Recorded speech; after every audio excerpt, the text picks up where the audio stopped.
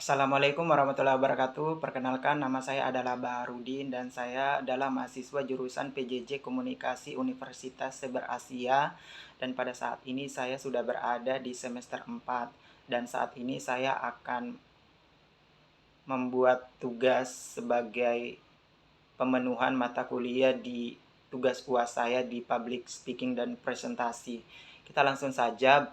Yang pertama adalah aspek komunikasi verbal. Kita tahu bahwa komunikasi verbal adalah sebuah komunikasi yang menggunakan simbol atau sebuah kata-kata baik secara lisan maupun secara tulisan, yaitu untuk menyampaikan sebuah perasaan marah mungkin atau semacam emosi atau sebuah opini atau pendapat atau juga bisa sebuah fakta atau juga sebuah informasi seperti itu. Jadi pada dasarnya komunikasi verbal adalah sebuah komunikasi yang dilakukan atau yang terjadi antar manusia dan menjadi salah satu cara bagi manusia untuk berkomunikasi antar sesamanya seperti itu.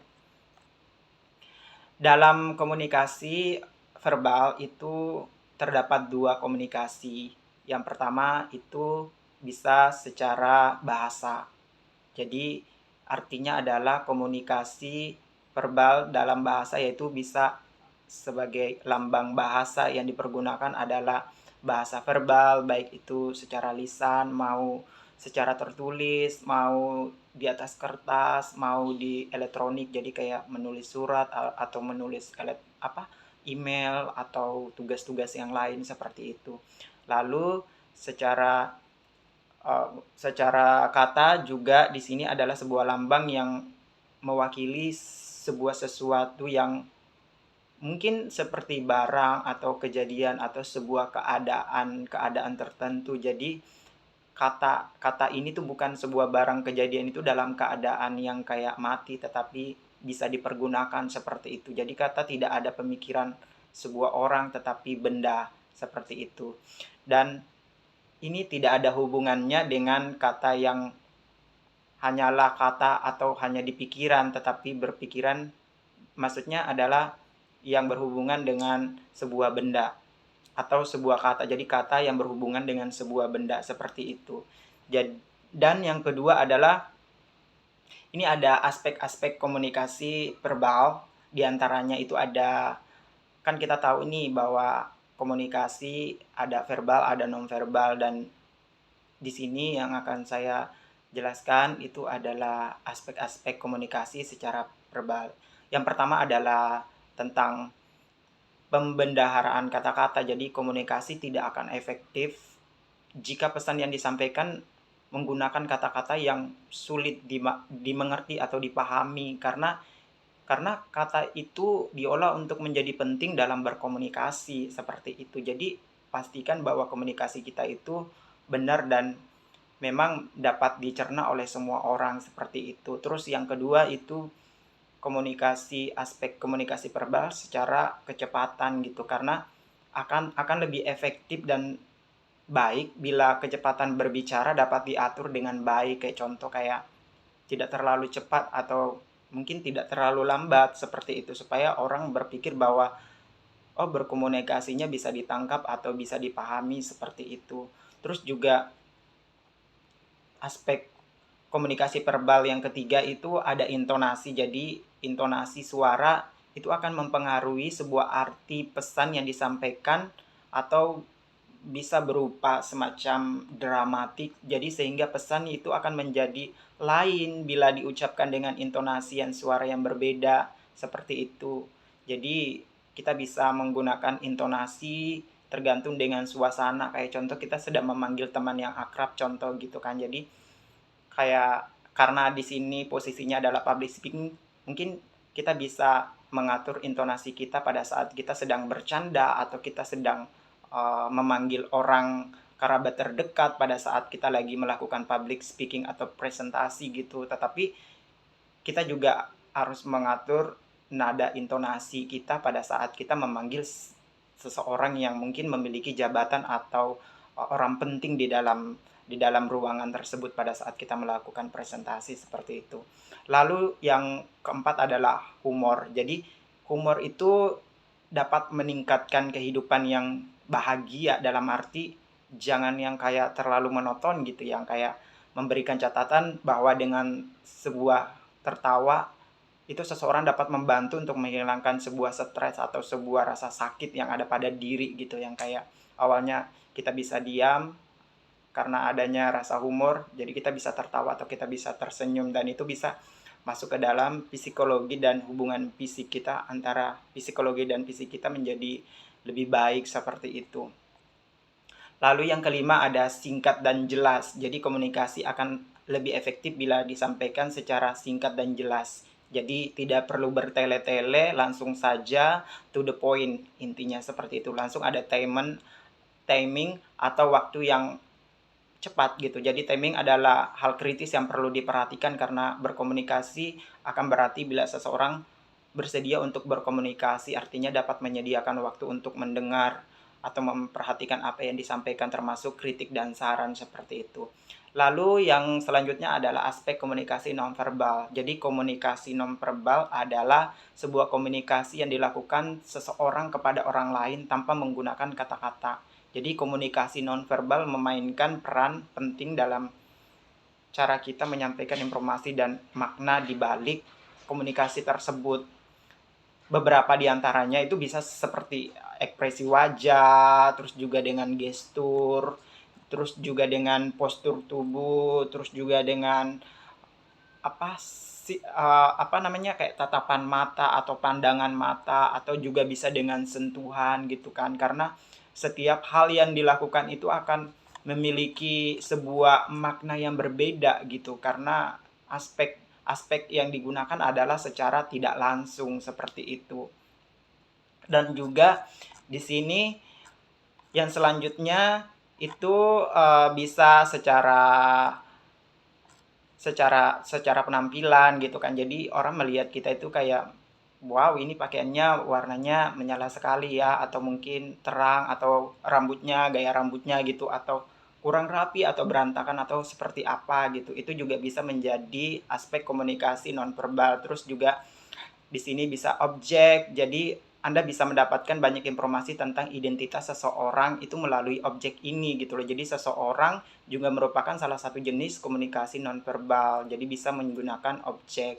Terus lanjut kita ke aspek artikulasi dan intonasi suara. Jadi intonasi suara itu adalah merupakan sebuah nada atau cara mengatur nada tinggi, rendahnya nada suara atau irama bicara, atau sebuah tangga nada suara yang kita miliki gitu loh dalam melakukan public speaking dan presentasi. Jadi intonasi suara yang baik adalah intonasi suara ketika kita itu berbicara seperti biasa saja gitu loh kepada orang lain. Jadi ketika kita membaca kalimat tanya atau kalimat memberi atau kalimat menggunakan intonasi yang sesuai, yaitu intonasi untuk meningkatkan pada bagian akhir kalimat, yang kayak contoh kayak tolong dong, atau terima kasih Bapak, atau mungkin terima kasih untuk waktu dan tempatnya sudah dipersilakan, atau terima kasih untuk kata sambutnya, atau bagaimana gitu. Itu kan lebih ke intonasi, nada pembawanya lebih rileks seperti itu. Dan untuk aspek intonasi sendiri ini merupakan sebuah gabungan beberapa faktor yang berpengaruh pada pengucapan suatu kalimat, yaitu kayak penekanan yang lebih menekan lagi untuk sebuah nada, yang kayak kita harus mengatur jeda atau sebuah tempo atau sebuah kata-kata yang harus direm, atau tidak selamanya kayak harus datar melulu gitu kan. Paling tidak itu kayak ada canda, terus ada mungkin agak lantang, mungkin teriak, mungkin sedih, atau mungkin haru, atau mungkin seperti apa gitu. Jadi itulah sebuah intonasi dalam komunikasi.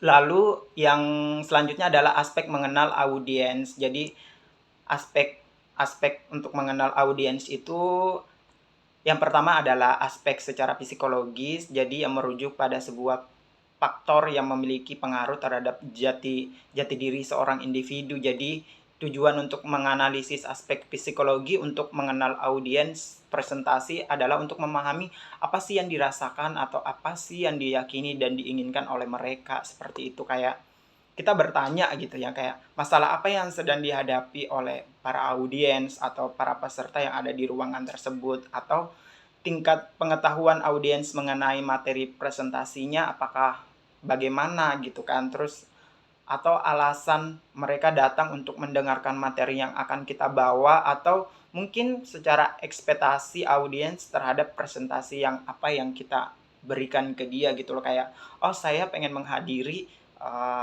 presentasi atau acara itu dong karena pembawa acaranya ini atau narasumbernya memiliki atau lulusan lulusan dari universitas-universitas ternama atau dari luar negeri seperti itu.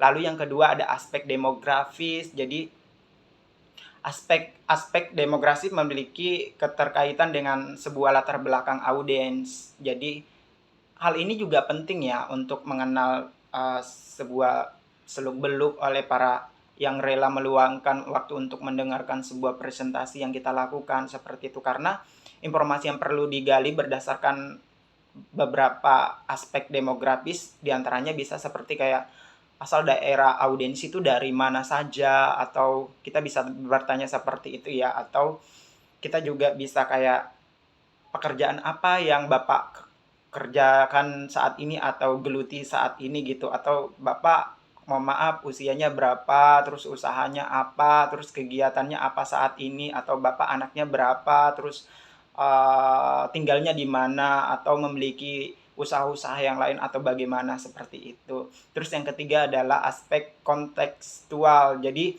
kita mengenal audiens presentasi juga dapat dilakukan dengan menganalisa aspek yang disebut dengan kontekstual, karena berhubungan dengan situasi yang akan kita dihadapi selama kita melakukan sebuah presentasi dan public speaking selama berlangsung seperti itu. Jadi itulah yang harus kita perhatikan, aspek-aspek, dan juga di sini diperhatikannya itu juga mungkin kita harus memperhatikan jumlah audiens yang akan mengikuti presentasi yang kita bawakan seperti itu, atau kita mengetahui latar belakang, atau enggak perlu semua tapi beberapa aja gitu, kayak profesi atau agama dari mayoritas tentang audiens yang ada pada saat kita presentasi seperti itu. Terus kita juga bisa menganalisis bauran terhadap audiens, apakah kebanyakan pria atau wanita, atau usia berapa gitu, atau kelompok sosial dari kelompok mana nih, atau mungkin dari kelompok sosial atau dari suku apa saja seperti itu, atau dari jenis pekerjaan yang kayak mungkin mayoritasnya audiens itu adalah sebuah pekerja pekerja PNS ceritanya gitu kan, PNS, atau mungkin semuanya para pengusaha atau wira swasta. Terus yang selanjutnya adalah aspek lainnya yang terkait. Jadi ketika kita melakukan sebuah public speaking dan presentasi itu kita dapat mendefinisikan sebagai keterampilan berbicara di depan umum. Jadi presentasi adalah sebuah cara untuk memaparkan sebuah keadaan atau menawarkan di hadapan di audiens tertentu. Jadi sebagai bagian atau sub dari public speaking, presentasi bersifat menjadi khusus seperti itu. Jadi ada beberapa juga sih intonasi yang ada di dalam public speaking dan presentasi. Yang pertama adalah kita harus mengatur intonasi suara, terus juga kita harus mengatur vokal dan volume cara nada kita bersuara, dan juga kita harus memilih diksi. Ya, jadi kayak kita harus memilih kosakata yang baik dan benar, atau sopan dan santun, atau secara baku gitu. Jangan yang terlalu gaul, karena kita paham bahwa semua audiens yang ada di dalam situ tuh tidak semua itu adalah orang yang kita kenal. Mungkin saja mereka adalah pejabat, polisi, atau orang yang sebelumnya belum bertemu dengan kita seperti itu. Terus kita juga harus mengenal gerak, gestur seperti itu, karena merupakan sebuah kombinasi nonverbal yang sangat penting dalam public speaking seperti itu. Terus kita juga harus melihat mimik wajah atau ekspresi wajah dalam public speaking, karena ketika speaker atau narasumber atau pewarta ya, atau ceritanya itu kayak MC-nya gitu ya kan, pandangan audiens akan tertuju pada wajah si MC tersebut seperti itu. Jadi jangan sampai kita mengeluarkan mimik wajah itu yang kayak terlalu berlebihan, atau terlalu over, atau terlalu alay, atau bagaimana, karena karena itu akan membuat audiens itu menjadi bosan atau merasa kurang nyaman seperti itu. Jadi setidaknya kita harus memposisikan diri kita itu selayaknya dan sepatutnya atau seperlunya saja pada saat kita melakukan public speaking dan presentasi, dengan selalu bersikap sopan, ramah, menggunakan bahasa yang baku, dan juga tetap menggunakan tata krama yang ada seperti itu. Jadi berikut yang bisa saya sampaikan untuk beberapa aspek-aspek yang ada dan yang saya ketahui tentang public speaking dan presentasi. Dan apabila penyampaian saya ini kurang, saya mohon maaf karena saya di sini juga masih proses belajar tentang bagaimana cara dan ingin menggali lagi lebih dalam tentang aspek-aspek public speaking dan presentasi. Terima kasih untuk waktunya. Semoga apa yang saya sampaikan ini bermanfaat dan juga dapat dimengerti oleh semuanya. Kurang dan lebihnya saya ucapkan terima kasih banyak. Apabila ada salah kata, saya mohon maaf. Assalamualaikum warahmatullahi wabarakatuh.